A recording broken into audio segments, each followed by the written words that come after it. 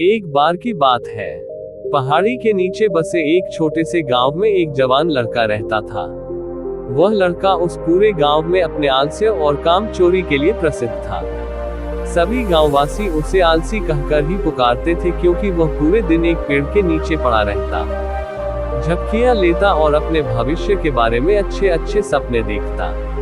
उसके दिन ऐसे ही आलस्य में गुजर रहे थे, लेकिन एक दिन उस गांव में एक बौद्ध भिक्षु पधारे, जो कि अगले 3 दिनों तक उसी गांव में ठहरने वाले थे। बौद्ध भिक्षु गांव में भिक्षा मांगते, दिन भर लोगों को उपदेश देते और रात्रि में गांव के बाहर बने बौद्ध मठ में विश्राम करते। बौद्ध भिक्षु जब भी भिक्षाटन के लिए जाते और भिक्षा लेकर वापस लौटते, तो वो हर बार उस जवान लड़के को उसी पेड़ के नीचे लेटा हुआ पाते। बौद्ध भिक्षु 2 दिनों तक ये सब देखते रहे और वो समझ गए कि यह लड़का मानसिक आलस्य का गुलाम है। तीसरे दिन जब बौद्ध भिक्षु भिक्षा लेकर वापस लौट रहे थे, तो वह उस लड़के के पास गए, जो कि अभी भी उसी पेड़ के नीचे लेटा हुआ था। भिक्षु ने लड़के से कहा, बेटे, मेरे पास तुम्हारे लिए एक काम है। मैं चाहता हूँ कि तुम उस पहाड़ी की चोटी तक जाओ और वहां से मेरे लिए एक पंख लेकर आओ। लड़के ने लेटे लेटे ही अपना सिर पहाड़ी की तरफ घुमाया और उसकी सबसे ऊंची चोटी तक अपनी नजर दौड़ाई।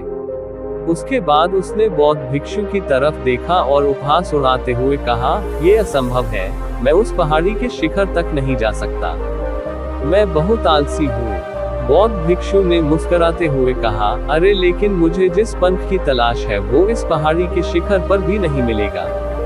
वो तो इस पहाड़ी के दूसरी तरफ एक गुफा के अंदर मिलेगा, जिसके लिए इस पहाड़ी के शिखर तक चढ़कर दूसरी तरफ नीचे उतरना होगा, लेकिन वह कोई साधारण पंथ नहीं है। ऐसा पंथ तुमने आज तक नहीं देखा होगा। वो एक बहुत ही दुर्लभ लेकिन सुंदर पंथ है, जो अपनी रोशनी बिखेरता है। भिक्षु के इन बातों से उस लड़के के अंदर उत्सुकता जागी। उसने आज से पहले ऐसे किसी पंथ के बारे में कभी नहीं सुना था, और ऐसे रोमांचक सफर के बारे में सोचकर वह अंदर से उत्साहित हो उठा। इसलिए उसने भिक्षु की चुनौती को स्वीकार करने का निश्चय किया और वह पहाड़ी की तरफ चल पड़ा। लेकिन चढ़ाई बहुत लंबी और कठिन थी। जल्द ही लड़के का शरीर थकने लगा, सांस फूलने लगी और शरीर से काफी पसीना बहने लगा, लेकिन फिर भी उसने चलना जारी रखा। वो जैसे जैसे ऊपर और ऊपर चढ़ता गया, उसे प्रसन्नता और उत्साह की अनुभूति होने लगी, जिसे उसने आज से पहले कभी महसूस नहीं किया था। अंततः जब वह कड़ी मेहनत और लंबे प्रयास के बाद पहाड़ी के शिखर पर पहुंचा, तो वह पूरी तरह से थक चुका था, लेकिन वह बहुत खुश था। उसे अंदर से आत्म संतुष्टि का एहसास हो रहा था। उसके चेहरे पर योद्धाओं जैसी मुस्कान थी, जैसे उसने कोई युद्ध जीत लिया हो। उसने पहाड़ी के शिखर से नीचे देखा, उसके सामने एक बहुत ही मनमोहक दृश्य था। उसने अपने अंदर एक उपलब्धि की भावना महसूस की, जो उसने आज से पहले कभी नहीं की थी। लेकिन असली चुनौती आ गई थी। लड़के को पहाड़ के दूसरी ओर उतरना था और उस गुफा को ढूंढना था जहां पंथ के मिलने की बात कही गई थी। नीचे उतरना और भी ज्यादा मुश्किल व खतरनाक था, क्योंकि ढलान ज्यादा खड़ी थी और चढ़ाई के समय लड़का कई बार लड़खड़ाया और गिरा भी था, तो वह डर भी उसके अंदर था। लेकिन भिक्षु को पंथ लाकर देने के वादे की वजह से वह लगातार आगे बढ़ता रहा। काफी खोज मशक्कत और कड़ी मेहनत के बाद जब वह अंत में गुफा तक पहुंचा, तो उसने देखा कि पंख वहीं पड़ा हुआ था, जो गुफा के प्रवेश द्वार से छनकर आ रही रोशनी में चमक रहा था। उसने पंख उठाया, लेकिन उसकी सुंदरता को देखकर अचंभित रह गया। वह काफी देर तक पंख को ही घूरता रहा, लेकिन फिर अचानक उसे याद आया कि अभी तो उसे वापस भी जाना है। उसने खुद की तरफ देखा, वह पूरी तरह से थक चुका था। वह चिंतित हो गया कि वह पहाड़ पर कैसे चढ़ेगा और भिक्षु तक पंख कैसे पहुंचाएगा। एक पल के लिए उसने हार मानने के बारे में सोचा, लेकिन फिर उसे वह उपलब्धि और गर्व की भावना याद आ गई जो उसने पहाड़ी के शिखर पर पहुंचने पर महसूस की थी। उसे एहसास हुआ कि उसके अंदर इस सफर को दोबारा पूरा करने की ताकत और दृढ़ संकल्प है। वह दोबारा पहाड़ी पर चढ़ने लगा। उसकी मांसपेशियों में दर्द हो रहा था, पैर कांप रहे थे, फेफड़े फटे जा रहे थे। वह कई बार लड़खड़ाकर गिर भी पड़ा, लेकिन उसने हार नहीं मानी। वह खुद को आगे बढ़ाने के लिए लगातार प्रेरित करता जा रहा था। अथक प्रयास और घंटों की कड़ी मेहनत के बाद अंततः जब वह बौद्ध भिक्षु के पास पहुंचा और उनके हाथों में वह पंख रखा, तो उसकी खुशी का ठिकाना न रहा। उसे महसूस हुआ कि आज उसने अपने आलस्य पर काबू पा लिया है और कुछ महत्वपूर्ण करके दिखाया है। उसके चेहरे पर इतनी खुशी और संतुष्टि का भाव देखकर बौद्ध भिक्षु मुस्कुराए और बोले, बहुत बढ़िया मेरे बच्चे, आज तुमने जीवन का एक बहुत ही महत्वपूर्ण सबक सीखा है कि आलस से कोई ऐसी चीज नहीं है जिसे स्वीकार कर लिया जाए या सहन किया जाए।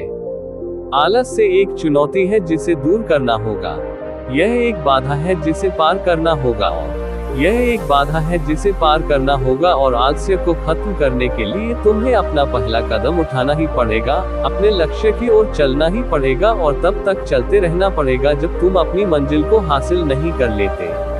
लड़के ने भिक्षु के शब्दों की गहराई और उसके महत्व को समझते हुए हाँ में अपना सिर हिला दिया। आज उसे एहसास हुआ कि वह हमेशा से ही बड़ी और महान चीजों को करने में सक्षम था, लेकिन उसके आलस्य ने उसे रोक रखा था। अब वह जानता था कि उसके पास अपने रास्ते में आने वाली किसी भी बाधा को दूर करने की ताकत और दृढ़ संकल्प है। इसके बाद भिक्षु ने उस लड़के को आशीर्वाद दिया और उस गांव से चले गए। इस कहानी से सीखने वाली बात यह है कि जब हम असंभव लगने पर भी अपने लक्ष्य को प्राप्त करने के लिए खुद को आगे बढ़ाते हैं, तब हम अपने भीतर एक ऐसी ताकत और दृढ़ संकल्प की खोज करते हैं जिसके बारे में हम पहले कभी नहीं जानते थे। आलस्य पर काबू पाने के लिए हमें खुद को चुनौती देनी चाहिए और बड़े व महत्वाकांक्षी लक्ष्य बनाने चाहिए। फिर चाहे वो लक्ष्य कितने ही मुश्किल क्यों न हो, हमें लगातार खुद को अपनी शारीरिक और मानसिक सीमाओं से परे धकेलते रहना चाहिए और असफलताओं व बाधाओं का सामना करने पर भी अंदर से मजबूत बने रहना चाहिए। हमें अपने लिए एक नियम बनाकर और उस पर टिके रहकर अपने दैनिक आदतों और दिनचर्या में अनुशासन और निरंतरता भी विकसित करनी चाहिए। हम कुछ ऐसी अच्छी आदतें बना सकते हैं जो हमें मन न लगने पर भी ध्यान केंद्रित करने और क्रियाशील बने रहने में मदद करती है। एक और महत्वपूर्ण बात, आलस पर काबू पाने का मतलब विकास की मानसिकता विकसित करना है। इसका मतलब चुनौतियों और सफलताओं को विकास और सीखने के अवसरों के रूप में देखना, न कि हार मानने के कारणों के रूप में। विकास की मानसिकता को अपनाकर हम असफलता के बारे में अपनी सोच को नया रूप दे सकते हैं और इसका अपने सुधार व सीखने के लिए उपयोग कर सकते हैं। और अंत में हमें अपने आलस्य पर काबू पाने के लिए अपने आराम को छोड़कर जीवन की चुनौतियों और अवसरों को स्वीकार करना ही पड़ेगा।